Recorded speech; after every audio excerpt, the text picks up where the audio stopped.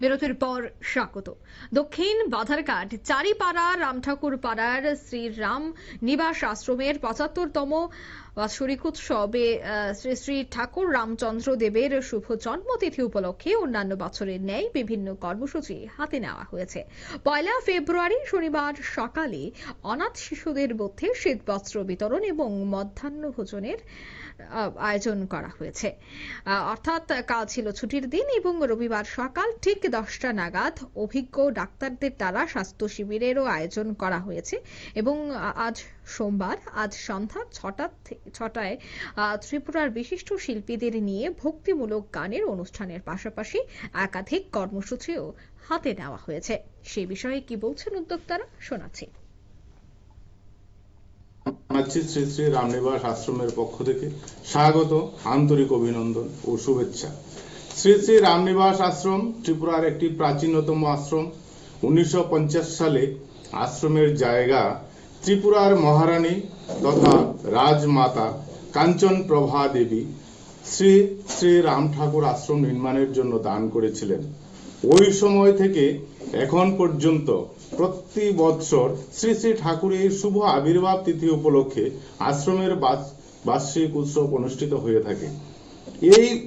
এই বৎসরও আমরা আশ্রমের কমিটি ৭৫তম বাৎসরিক উৎসব উদযাপন করার সংকল্প গ্রহণ করিয়াছি ৮ দিন ব্যাপী বিভিন্ন অনুষ্ঠানের মধ্য দিয়ে। এই মহতী আনন্দঘন অনুষ্ঠানে সাংবাদিক বন্ধুদের, প্রিন্ট মিডিয়া এবং ইলেকট্রনিক মিডিয়ার মাধ্যমে ধর্মপ্রাণ ভক্তদের জাতি ধর্ম বর্ণ নির্বিশেষে সকলকে সাদর আমন্ত্রণ জানাচ্ছি উৎসব কমিটির পক্ষ থেকে। ভক্তগণের সানুরাগ উপস্থিতি ও সহযোগিতা উৎসব অঙ্গন নন্দিত হয়ে উঠুক। আমরা আমাদের বার্ষিক উৎসব উপলক্ষে প্রত্যেক বৎসর সমাজসেবামূলক অনুষ্ঠান করে থাকি। কখনো রক্তদান শিবির, কখনো দুস্থদের মধ্যে বস্ত্র বিতরণ, কখনো বা স্বাস্থ্য শিবির। এই বৎসরও আমরা ঠাকুরের কৃপায় অগ্রসর হচ্ছি। আপনারা সকলেই সহযোগিতার হাত বাড়িয়ে দেবেন।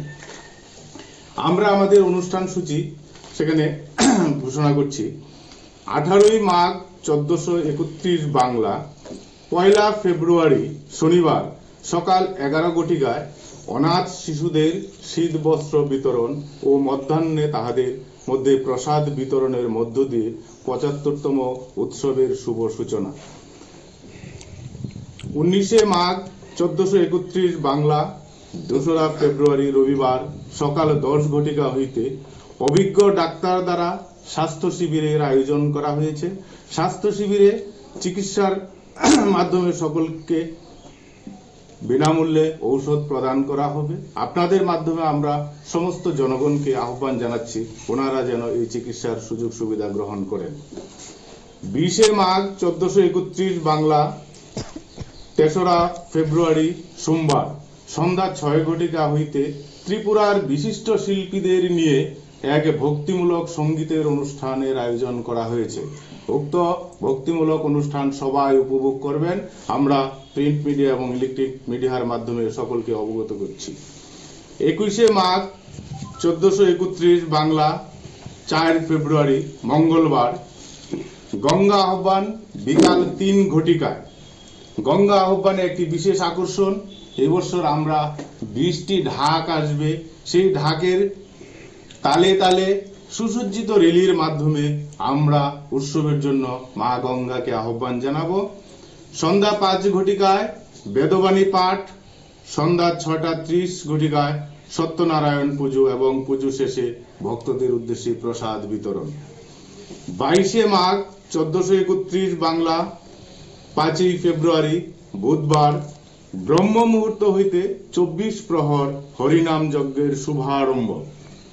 ওই দিন দুপুরবেলা অন্নভোগ নিবেদন এবং সন্ধ্যায় সত্যনারায়ণ পুজো শেষে সকলের উদ্দেশ্যে। আপনারা শুনলেন তাদের বক্তব্য। রামচন্দ্র দেবের জন্মতিথি উপলক্ষে এই কর্মসূচির আয়োজন করা হয়েছে। প্রত্যেক বছর এই ধরনের কর্মসূচির আয়োজন করা হয়, ভক্তিমূলক কর্মসূচি। এই বছরও কিন্তু ভক্তিমূলক কর্মসূচিরই আয়োজন। নিয়ে নিয়েছি ছোট্ট একটি বিজ্ঞাপন বিরতি, সঙ্গে থাকুন।